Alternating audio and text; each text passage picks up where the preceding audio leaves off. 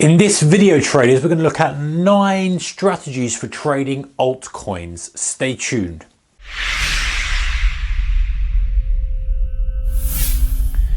Hey traders, a very warm welcome to you. So I could think that altcoins are very much like small cap stocks or penny stocks.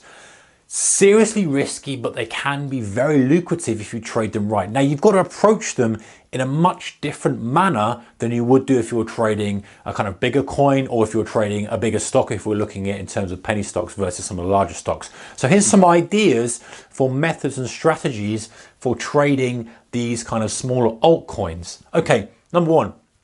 Ignore the success stories.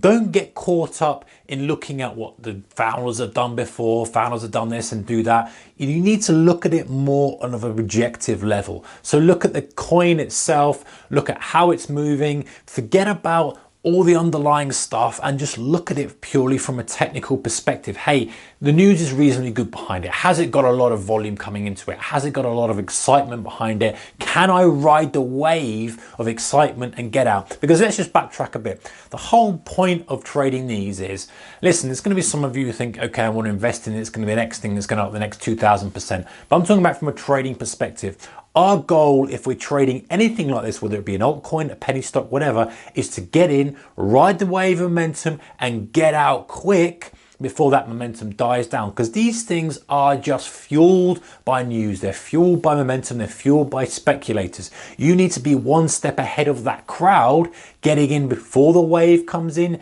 and getting out before everyone just decides that's enough or it comes down or whatever it may be. So you've got to be thinking one step ahead. So ignoring success stories and looking at it purely from a supply demand perspective. Number 2, ignore tips.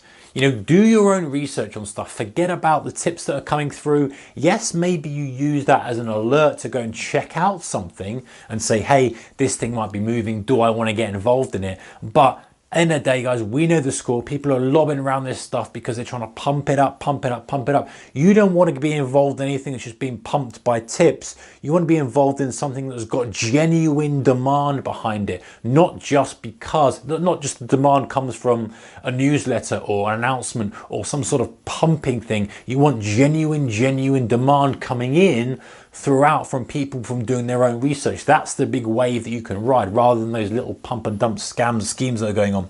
Number 3, sell quickly. If you see good gains in a short amount of time, bank the profits. And this is normally against kind of common trading theory, if you like. You want to try and run your winners, but because these are so sensitive and because the participants are so much more of a speculative nature, you need to be out quick. If you see that, ride that wave. If you get in and there's a wave of buying that pushes the thing up, 300%, 50%, whatever it may be, grab the thing. You just take your profits, look for your next trade, because the chance of that going on for 1,000% are slim. Of course it does happen, but you get many more of those kind of small move bursts if you can be clever enough to foresee the momentum, to ride the momentum, to get off. Even if you leave some on the table, you don't want to be caught in that full reversal that often happens. A bit of a spike, comes all the way back down again. All right.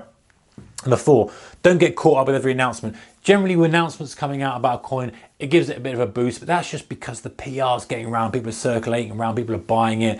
Don't get too sucked into that kind of stuff and buying it because of that. Let it, it's like back to the initial point, let it have its own structure of demand coming in.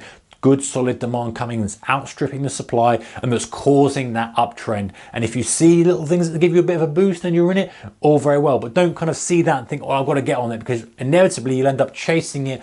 And even if you are right, you're gonna have to sit through a bit of a hefty pullback before it pushes on again. So watch out for that one, guys. Number 5, don't bother going short on these. The risk reward ratio is far too skewed against you. Okay, we can show examples of when shorts would work, but generally speaking, it's best just to stick to the long side. There's enough opportunity potentially in the long side here without kind of trying to be clever and going short. And in the day, if you're short, as we know, you've got unlimited risk. It could rip your face clean off. If you thought Bitcoin was no good in the very early days after it pushed up and went down again, if you happen to be still in it, obviously you'd be well down. So just be careful of that. Going long, at least the most loss you can lose is obviously your investment. So keep out your short positions on those ones, guys. All right, number 6, Avoid very low volume coins. Same as if you're looking at kind of penny stocks and stuff. 100,000K per day or 100K per day, avoid it. Anything less than that, avoid it. Because you're not going to have the liquidity to get in or out, no matter what size you're trading, and you need that liquidity. You can bet that if news changes and sentiment changes and the things fall through the floor, you are going to see no bids whatsoever. You are not going to be able to get out. If you've got something that's got a decent volume, you've got a chance of getting out of your position. All right, use mental stops. This is a kind of funny one. The reason I mention this is if you're using a hard stop, very often that liquidity vacuum that occurs on kind of pullbacks means you're going to get pinged out the worst possible chance. Now, obviously the downside of a mental stop is if you haven't got the discipline to pull the trigger, it's worthless. So you've got to have discipline, number one, but also downside is you could lose more than a fixed stop. But generally speaking, having that area where you're going to reassess gives things time to unravel a bit. It means you're not kind of really selling right at lows. Hopefully it's kind of balanced. You can reassess it and then you can come out of it. So hopefully your position, which moves me on to this, is don't go in too large. If you've got a smaller position size, you can do that. And if you've got a bit of slippage, there's not too much damage. Whereas if you've got a hard stop, it has to be that. You kind of lose control a little bit, especially when the liquidity dries up, spreads start widening, all this kind of stuff. And the last one, 9, date, don't marry it. A lot of these things you need to just be in, take the opportunity, take the trade, take the meat, get out, look for the next one.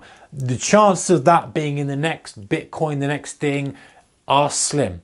It could happen, but there's more opportunity in looking for the next move, the next impulse, the next drive, the next kind of momentum play, and being more of a sniper, being more of an authority on doing that, being more of having that as your skill set, looking for the momentum plays that you can get on, as opposed to trying to identify the next massive coin, because you're going to have, probably 10, 20, 30 times more kind of these momentum plays over time than you are something that's going to go in for the next coin. So just look for the date and not the marriage. All right, guys, those are some strategies for trading altcoins. See you in the next one. Take care. Bye-bye.